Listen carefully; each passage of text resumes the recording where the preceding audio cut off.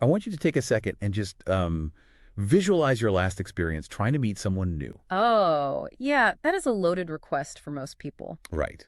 Seriously, close your eyes if you have to and put yourself right back in that exact moment. Just mentally go there. Exactly. Whether you were looking for a little romance, trying to find a new friend in a new city, or maybe just, attempting to expand your professional network, where were you? Probably not anywhere glamorous. Yeah, what did the room look like? Let me guess. The room didn't matter. Because you were staring at a glowing rectangle. Mm-hmm. Universal experience. You were probably sitting on your couch, bathed in that harsh blue light, your thumb just aggressively swiping left, right, up, down. Completely checked out. Yeah, you were just completely glazed over, almost in this trance state, treating human faces like items in a catalog. That is such an accurate way to put it. You were experiencing what the culture has perfectly dubbed swipe fatigue. Yeah, it is a deeply, deeply isolating feeling, and the irony is just incredibly heavy because that feeling is brought on by tools that were entirely designed, engineered, and marketed to connect us. To bring us together, supposedly. Right. When we pull back and look at the macro data, we are currently staring down a landscape where there are 127 million singles in America. Wait, 127 million? That is nearly 40% of the population. Just let that number sit for a second. 40%. That is just massive. It's a huge portion of the country. And yet, simultaneously, we are living through this staggering, well-documented epidemic of isolation. I mean, the math simply does not seem to add up. Okay, let's unpack this. Right. Because that massive disconnect is exactly what's driving our entire conversation today. It's the core issue. Right. That gap between how many of us are actually out there physically existing in the world and how completely alone we actually feel. Today, we are diving into the evolving, messy, and frankly fascinating landscape of modern human connection. Quite a journey. Specifically, we are doing a deep dive into a phenomenon and a company called Speed Mingle. Yeah, and it's a really intriguing case study. What we are looking at today is a concept that actively asks people to step backward in a way. Like a retro thing? Sort of. It wants you to leave the digital comfort zone and re-enter the analog world of face-to-face, unscripted interaction. Which is terrifying for some people. Oh, absolutely. But, and this is the crucial hook, it does so while utilizing a very specific privacy-first technological safety net. Okay, so it's not just a free-for-all. Exactly. It isn't just a blind leap back into the 1990s. So to figure out how this actually works, we've dug into a mountain of material for this deep dive. I mean, we aren't just looking at, marketing brochures. No, we really got into the weeds. We've gone through the proprietary mechanics of their matching systems, deep dived into their frequently asked questions, and even examined venue blueprints, like this historic spot in Tennessee called Mere Bowls. Beautiful place. Yeah, and we've also pulled from an archive of blogs written by a duo named Alice and Zach, listen to a podcast dedicated entirely to the psychology of this stuff called 21st Century Dating Decoded. Which has some great insights. It really does. And we scrutinized an explainer video that breaks down the actual on-the-ground mechanics of these events. Right. The goal here is to figure out a very specific proposition. Can moving backward to in-person interactions, combined with a protective layer of modern privacy tech, actually be the cure for our collective digital burnout? To understand where this movement is going, we kind of have to look at the wreckage of the past. The graveyard of dating trends. Pretty much. The quote-unquote speed event industry has tried to fix this isolation problem for decades, and it has almost universally failed. Ouch. Yeah. The explainer video from our sources makes a very rigid, almost defensive distinction right out of the gate. They desperately want you to know the difference between speed dating and speed mingling. Yeah, they treat them like two completely different species of socializing. They really do. And honestly, reading through the descriptions, I totally get it. Speed dating sounds like a nightmare. It was a psychological pressure cooker. Speed dating, as it was traditionally engineered in the late 90s and early 2000s, was highly structured and exclusively for romance. Very intense. Exactly. You'd walk into a room, sit down, and engage in these rigid 3 to 7 minute mini interviews. Ugh, the mini interview. Right. The seating was strictly orchestrated. Usually you'd have a line of tables where one gender sat still and the other rotated at the blow of a whistle. A literal whistle. Yes, very clinical.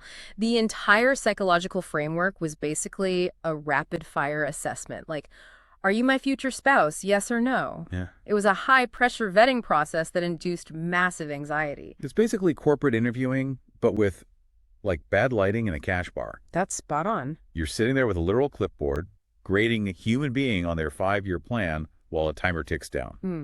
But speed mingling, which is the model this current company uses, is positioned entirely differently. Much more relaxed. Yeah, it's described as having a free-flowing cocktail party vibe. It's not just about finding a spouse. It's meant for broadening your social horizons across the board. Right. Making friends, networking. Exactly. Finding casual fun. And yes, dating too. It's about increasing the quantity of casual, low-stakes interactions without the intense one-on-one assessments. And what blew my mind in these sources is the history of this specific company, Speed Mingle. Oh, it's fascinating. Reads like a timeline of modern dating's rise and fall. It really is a time capsule of human socializing. The company was actually founded way back in 2001 in Omaha, Nebraska. Wow, 2001. Think about the context of 2001. This was an era just before the massive explosion of algorithmic online dating like eHarmony. Oh, right. And way, way before the invention of smartphone apps like Tinder. At the time, they were running these flagship analog concepts, things like the 4-minute date. Just 4 minutes. Yep. And lock and key events where people literally walked around with padlocks and keys trying to find a match to break the ice. That is so deeply 2000s. And something called Dine in the Dark. Okay, I have to admit, Dine in the Dark sounds like pure early 2000s experimental social dynamics. I kind of love it. It's definitely memorable. So they get some regional momentum, and in 2004, the concept lands in Birmingham, Alabama.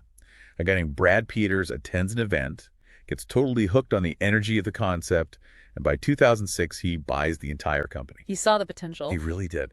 He moves the headquarters down to Birmingham and starts expanding it across the Southeast. He starts experimenting with LGBTQ+ events, couples events, business networking. He's building an empire of analog connection. But then 2009 hits. The global economic downturn. Yeah. And the company just, well, they stop. A complete total 14-year hiatus. They don't relaunch until late 2024. And that 14-year gap is not just a piece of trivia. It is the critical key to understanding their current business model. How so? Well, our sources explicitly state that over the years, approximately 90% of speed dating companies that launched ended up failing. 90%. That's a brutal failure rate. It is. The FAQ section points to 2 massive fatal flaws in the industry. First, a failure to maintain high-quality events, meaning bad venues, bad lighting, unbalanced ratios. Basically, depressing environments. Exactly. Yeah. But the second flaw was the killer. It was the unauthorized release of participants' personal information. Wait, like handing out phone numbers without permission? Yes, exactly. People would go to these events, hand in their scorecards, and the organizers would clumsily blast out emails or phone numbers to people who hadn't mutually matched. Oh, no. That sounds awful. It was. It led to harassment, stalking, and immense social discomfort. But that 14-year hiatus, it allowed Speed Mingle to sit back in the shadows and observe the entire life cycle of the smartphone app era. They got to watch everyone else make mistakes. Right. They watched the rise, the peak, and the current burnout of digital dating. They watched us surrender all our data, get fatigued by the algorithms, and they re-entered the market specifically targeting the pain points we developed during those 14 years, namely swipe fatigue and data privacy. I have to push back a little here, though. I mean, I understand the romantic nostalgia for the early 2000s, but hasn't technology fundamentally made it infinitely easier to meet people? Wow. I mean, I have my phone right here. If I want to find a group of people in my zip code who specifically love 19th century French poetry, own a golden retriever, and enjoy indoor rock climbing, I can apply a filter and find them in 5 seconds. You can find them, sure. Right. It's a miracle of modern efficiency. Why would I throw away the ability to curate my dating or social life just to go stand in a room in Birmingham and hope for the best? Because you are confusing efficiency of filtering with efficiency of connection. Okay, fair point. Yes, technology has made it easier to locate people, but locating a human being is not the same as connecting with them. The sources highlight that having the world in your pocket actually works against us psychologically. Like too many options. Exactly. You are dealing with the paradox of choice. When you can filter by French poetry and golden retrievers, your brain starts believing that an even more perfect match is out there. Like someone who likes French poetry, golden retrievers, and also bakes their own sourdough. Right. Or maybe a Michelin star chef who does all those things, and they're just one swipe away. Okay, I see what you're saying. The efficiency becomes a trap.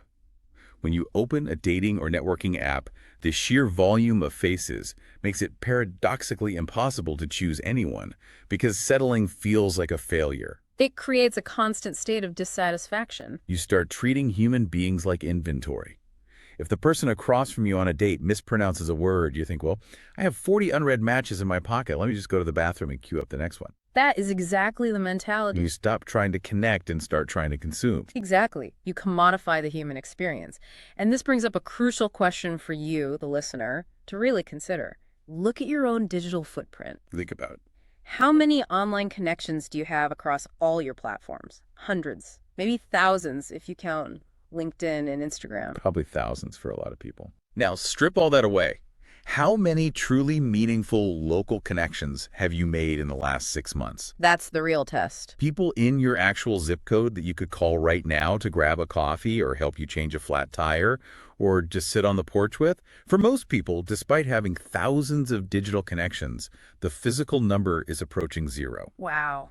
Yeah, and that void, that physical localized void, is exactly what Speed Mingle is trying to fill. Yes. But to get people out of their houses and into a room, they had to solve the problem that killed off 90% of their competitors. How do you convince people to put themselves out there in a physical room with strangers without feeling incredibly vulnerable? Which is where their technology comes in. Right, and this is where their technological pivot comes into play. To protect the analog experience, they introduced a piece of tech called Speed Mingle SmartSync. SmartSync is their proprietary web-based matching system, and its entire foundational architecture is built on the concept of privacy first. I love that. When you attend one of these in real life mixers, you check your digital identity at the door. Participants only use their first names. No last names at all. None. There are no last names on the name tags, no phone numbers are exchanged, no Instagram handles or LinkedIn profiles are shared by the company. You are functionally anonymous beyond your physical presence and your first name. I look at this almost like a social burner phone. Oh, that's a good analogy. Think about why someone uses a burner phone in a movie. They want to conduct a transaction without the risk of being traced, right? They want compartmentalization. Precisely. SmartSync provides a digital moat around your personal life. It completely isolates your social risk. You can go to one of these events, have a couple of drinks, mingle freely, and you don't have to worry that a mildly awkward 5-minute conversation with a stranger is going to follow you home. That lingering dread. Yeah. You don't have to worry about them finding your employer on LinkedIn or messaging you on Facebook because they literally don't have the data to do it. You are insulated. What's fascinating here is how they've completely flipped the traditional dating app model on its head. Let's look at the mechanics of it. Okay, let's break it down. Think about a standard app like Tinder or Bumble.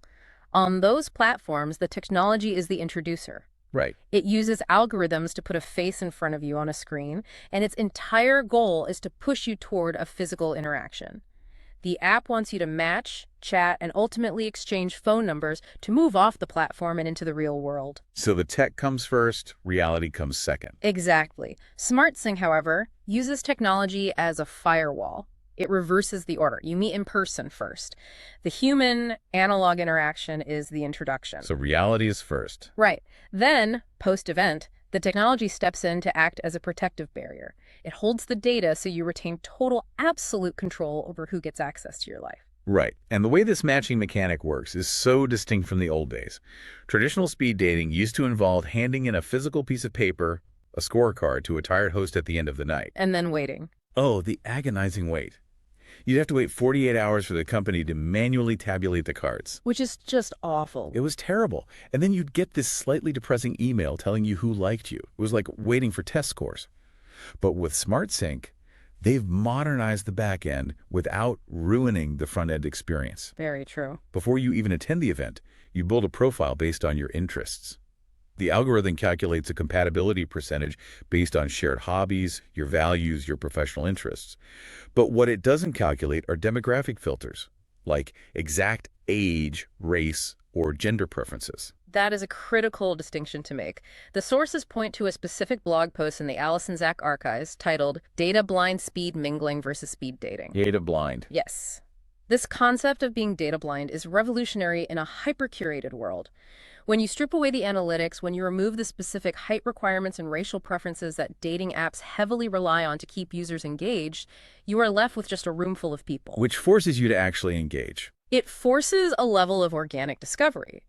You might find yourself having a phenomenal conversation with someone who is 10 years older than your usual filter would allow, simply because you share a deep interest in a specific hobby or life philosophy. It totally forces you to rely on actual interpersonal chemistry rather than a curated checklist. Exactly. The algorithm basically says, hey, you both care about environmental conservation and jazz music. Here is your compatibility score. Now go see if you actually enjoy talking to each other. And after the event, you log into the web app. Right. You see the profile pictures of the people you met and your compatibility percentages. But here is the genius security feature. This is the best part. You can only initiate a secure chat through their web app if there is mutual interest.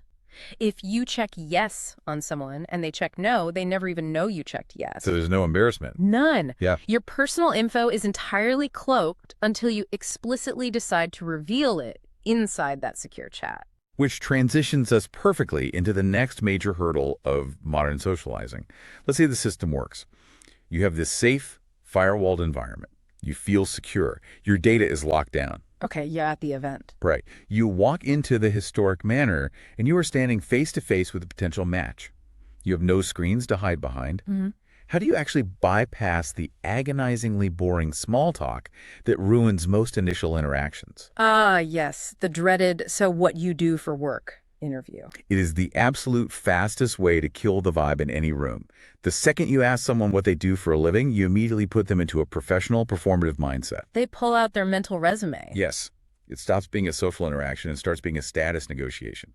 So Speed Mingle recognized this, and their answer to the small talk trap is physical. It's a literal deck of cards. The cards are so interesting. They call it the 52+2 Conversation Catalyst card game. It's a highly intentional psychological tool. According to the source material, it's a physical deck of 54 cards, so 52 prompts and 2 wild cards. And they aren't just random questions, right? No, these weren't just thrown together. They were explicitly designed by communication experts. The stated goal isn't just to pass the time with trivia. The goal is to instantly reveal authentic personality, passions, and perspective. Like a fast track to real connection. It acts as an icebreaker, yes, but more importantly, it shatters the superficial layer of interaction immediately. When you force people to answer a bizarre or deeply reflective prompt, they can't rely on the rehearsed cocktail party banter. We see this psychology deeply explored in the archives. From the host Alice and Zach, they have a post called Chemistry. Great title. I know, Chemistry. Rewrite your rules, feel the spark. And another one with a fantastic title, My Flowchart Died. Yes, that one is brilliant. Plus, on their podcast, 21st Century Dating Decoded, they talk extensively about a concept they call true casting. True casting. Yeah, they define true casting as radical authenticity over curated profiles. It's the act of showing up as your messy, real self instead of the polished avatar you present on Instagram. The Chemistry post explores a concept that I find incredibly relevant sociologically. They call it the mental dossier. Oh, right, the dossier. The authors argue that as modern daters, we all carry around this meticulously curated, invisible blueprint of the ideal partner. It's a flowchart for romance. And we just check the boxes. Right. We walk into a date with a rigid checklist hovering in our minds, like, do they have a master's degree? Do they make over a certain income threshold? Do they live in my preferred zip code? Do they vote exactly the way I vote? We spend the first 30 minutes of a date secretly checking boxes on this mental dossier. Here's where it gets really interesting, because that poem in the sources, My Flowchart Died, hits this nail completely on the head. I want to look closely at this, because the poem captures a universal feeling. It really does. The text literally says, my flowchart for romance just glitched and died. All my usual boxes are null and void. It's a chemical reaction. A glitch in the system. Exactly. It perfectly illustrates how physical chemistry, prolonged eye contact, the tone of someone's voice, real-time banter, all of these tangible biological things completely short-circuit our logical, heavily analytical checklists. Biology overriding the algorithm. Exactly. Wait, I mean, it's so true. You might meet someone who checks absolutely zero of your boxes on paper. Right. If you saw their profile on an app, you would swipe left in a microsecond because they don't have the right degree or they wear a brand of shoes you find annoying. But in person, the energy is undeniable. Because you can't fake energy. You really can't. They make you laugh. The banter is electric. The 52 plus 2 cards act as a pattern interrupt for that mental dossier. If a card asks, what is the most irrational fear you harbor? You can't answer that with your job title. No, you can't. It forces people to drop their rehearsed scripts and just react as vulnerable humans. And that human reaction is heavily contextualized by what you are actually looking for in that room. Because remember, as we noted earlier, this isn't just about dating. Right, it's bigger than that. The Speed Mingle ecosystem is broader. When you set up your SmartSync profile, the system requires you to choose a deal breaker category. Basically, filtering your intentions. Exactly. This ensures that while the conversations are organic, you are fundamentally matching with people who are seeking the same type of baseline connection. You aren't wasting your time. Let's break down those deal breaker categories because they are brilliantly specific. They don't just say friends or lovers. No, they get granular. First, you have networking, which they specifically subtitle professional assent. This isn't just mindlessly swapping business cards over cheap wine. Right. The prompts for this track are designed to help you find mentors, locate collaborators, or exchange deep industry insights. Then there's the friendship category, subtitled social synergy. Which is so important right now. This is huge right now, given the loneliness epidemic. Yeah. This is for finding a workout buddy, a trivia partner, someone to debate movies with at Sunday brunch. The third track is, of course, dating, framed as romance and real chemistry. This is about experiencing that immediate, visceral connection without the awkward commute, the complex scheduling, or the massive financial investment of a traditional app date. Just jump straight to the chemistry. Exactly. And finally, there is casual fun, which they explicitly frame as spontaneous adult play. Oh, wow. Yeah, this implies high-energy, low-commitment interactions with clearly defined boundaries. What is critical here is that within those four main paths, you filter even further by sub-interests, like adventure, arts and culture, intellectual stimulation. So it creates a highly targeted environment, but one based on activity and intent, not just physical demographics. It's brilliant. It's very smart design. If I choose friendship and intellectual stimulation, I'm going to be sitting across from someone who also just wants a friend to talk about books or philosophy with. The expectations are perfectly aligned before we even say hello. Everyone is on the same page. Okay, so we've talked extensively about the history, the tech firewall, the card psychology. Let's ground this in reality. Let's look at the anatomy of a real physical event to see what this actually looks and feels like for a person walking through the front door. Well, our sources provide us with a very detailed event listing for a specific upcoming mixer billed as the Pop, Fizz, and Speed Mingle. Prop, Fizz, and Speed Mingle. Catchy? Very. This specific event is scheduled for a Thursday evening, August 6, 2026. The structured portion runs from 6:45 p.m. to 9:00 p.m., and it's immediately followed by an unstructured after-party hangout. So you have options to stay later. Right. The ticket pricing is tiered, ranging from $26.16 for an early bird special up to $46.86 for day of registration. But the mechanics of the time and price are secondary to where this is actually happening. The location is the absolute star of the show here. It's hosted at a place called Mere Bowls Restaurant and Events in Brentwood, Tennessee. Right outside Nashville. Cool. Exactly. For those unfamiliar, this is situated inside a historic property known as Maryland Manor. The website copy in our sources paints an incredibly vivid, tactile picture of this venue. We aren't talking about a sad hotel conference room with fluorescent lights and stale water pitchers. It's definitely not. We're talking prime rib carving stations. They mention creme brulee French toast for their brunch events, expansive manicured outdoor patios, and this highly mentioned, almost legendary fire pit with a mural. You know, the choice of this specific venue over a cheaper, more sterile option is absolutely not accidental. No, I'm sure it's deliberate. Very deliberate. Yeah. If we connect this to the bigger picture of environmental psychology, environment dictates behavior. Okay, break that down. Human beings are deeply, almost subconsciously susceptible to their physical surroundings.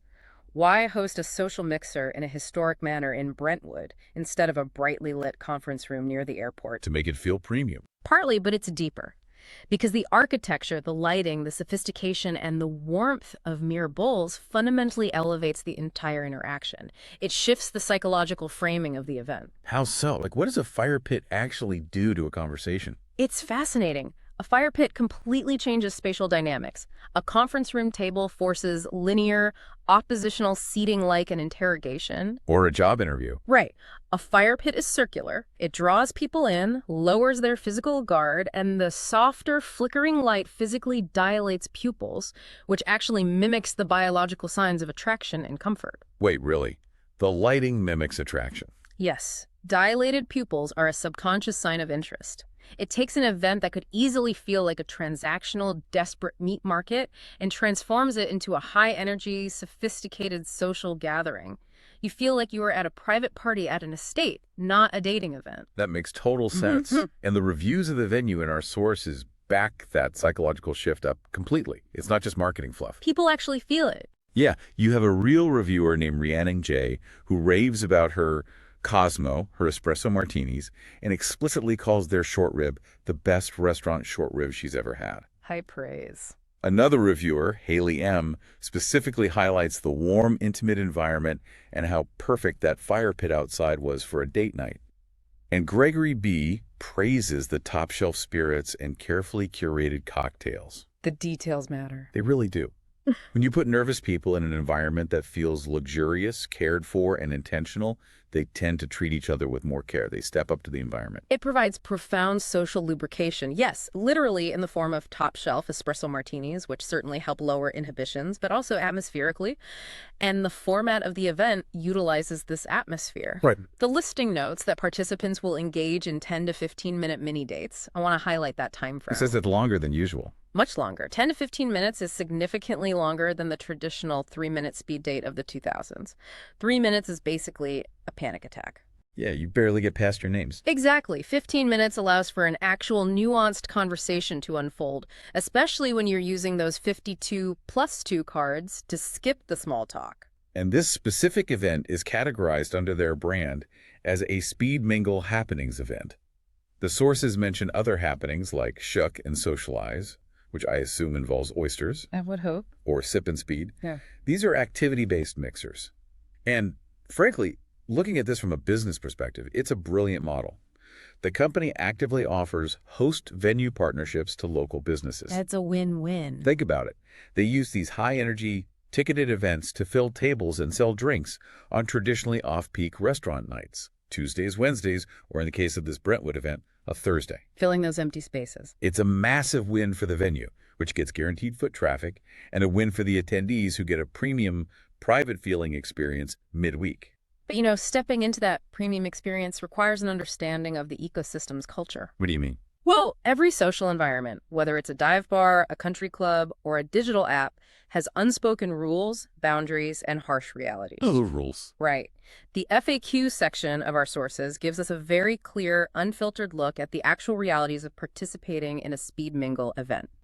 Let's look at the rules of engagement, starting with who is actually in the room, the demographics. Right. The hard age requirement to walk through the door is 21 and over, across the board. Obviously, alcohol is involved, but the FAQ is very transparent that the events are heavily populated by successful professionals in their mid-30s to early 60s. Which is an interesting shift. I found that demographic spread fascinating. It actually ties back perfectly to one of the topics covered on Brad Peters' podcast, The Gray Revolution, which explores the exploding market of later-life romance and connection. It makes perfect sense when you consider who is most fatigued by digital platforms. The older crowd. Exactly. The mid-30s to 60s demographic remembers what it was like to meet people organically before smartphones existed.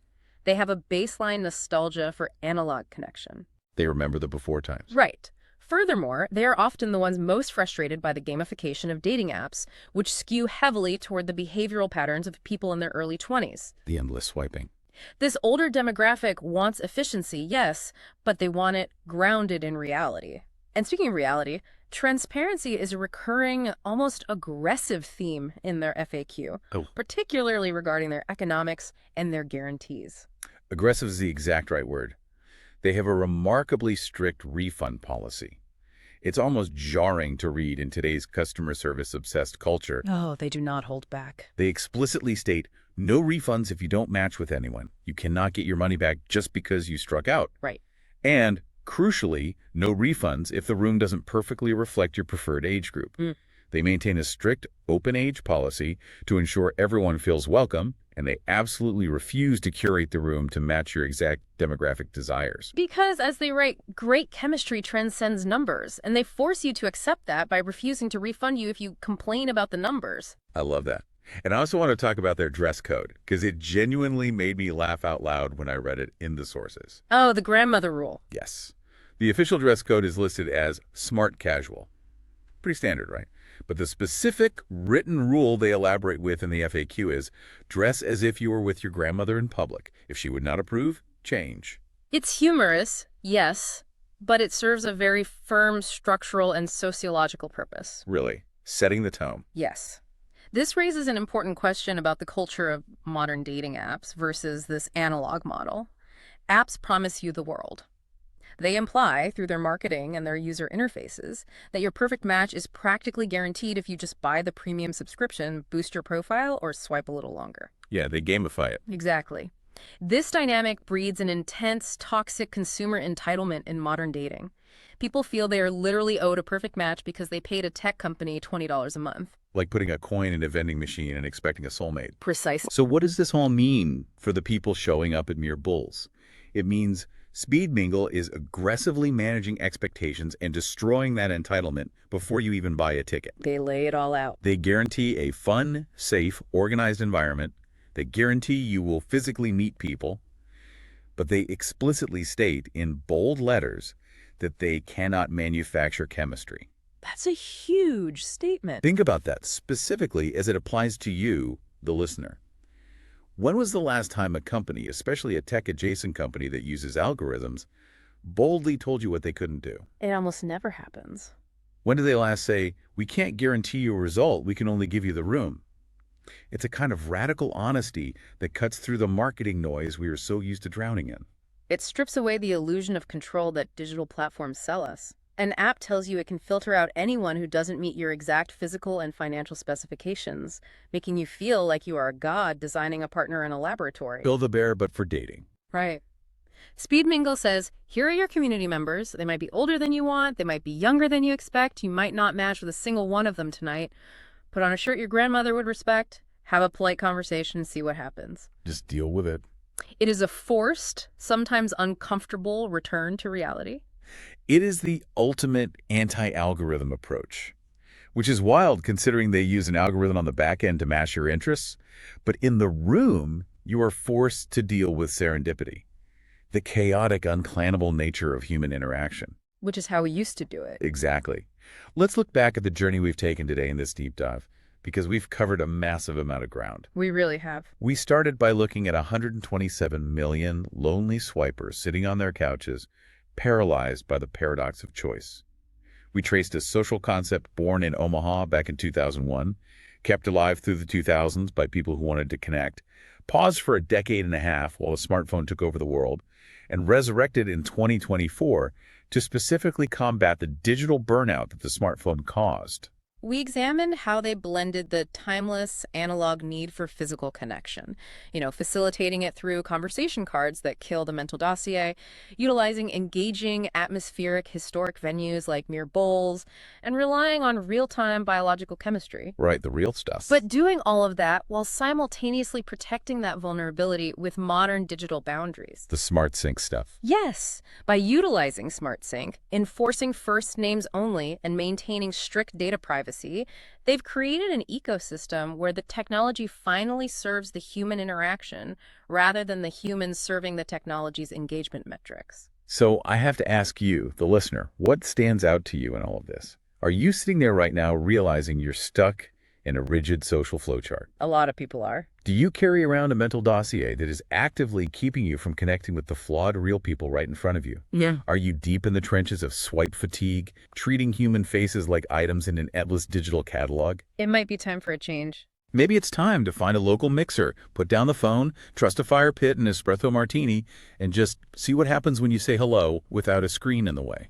I want to leave you with a final thought to consider, something that builds on this entire evolution of how we socialize. I'm ready. For the last 20 years, since the dawn of social media, we have enthusiastically used the internet to broadcast the most intimate details of our personal lives to complete strangers. We really have. Oversharing is the norm. We willingly uploaded our demographics, our real-time locations, our political preferences, and our relationship statuses. We want it to be found. Yeah, the spotlight. But now, with systems like SmartSync being utilized strictly to protect real-world anonymity, are we witnessing a massive paradigm shift in human behavior?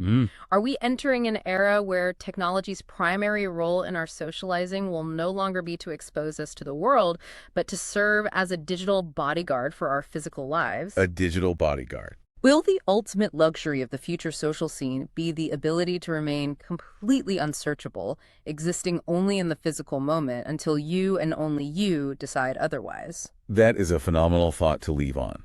The idea that anonymity, not exposure, is the true luxury in a hyper-connected world. Thank you so much for joining us on this deep dive. Take some time today to look at your own social habits. Maybe you close out of those apps for the evening. And remember what it feels like to just be in a room with other people. Until next time.